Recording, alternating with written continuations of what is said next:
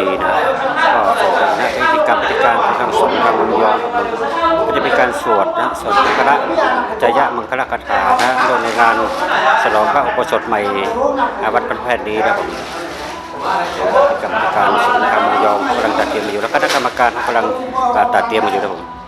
แต่พวกเราสภาพยกไหนก็หายก่อนเลย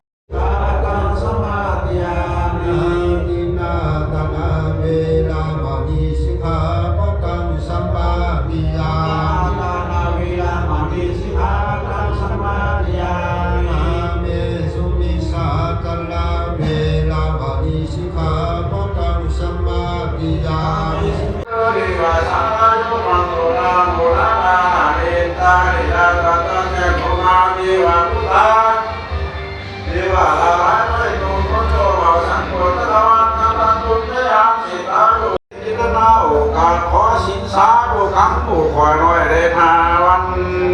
ขอรัตนาผู้เขาเจ้าสาธุนาและมุนนาสรานาสังฆาเดชนานมันแผ่ต่างหมดควรมาปีนาสันลองสังขันธรรมเป็นเอาของก็เดตารับคุณวางเสนาฝากเจจงมุมภากาสิบสัตยันไล่ต่างหมดความก็เลยออกลุกเอวลุกนานา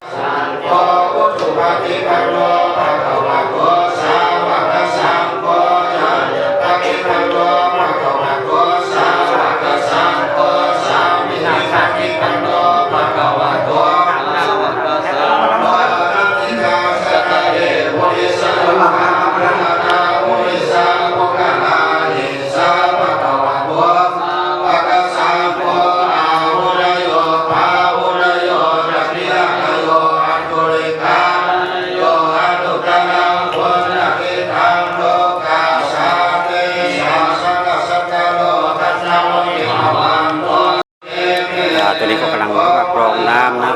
กรองน้ำพุทธพิเศษนะที่เขาจะใช้ในงานสวดนะหรือว่าสวดชยมงคลคาถาให้กับโบสถ์ใหม่นะครับพิธีการกรองน้ำแบบโบราณของทางสงฆ์ไทยลื้อมุยอง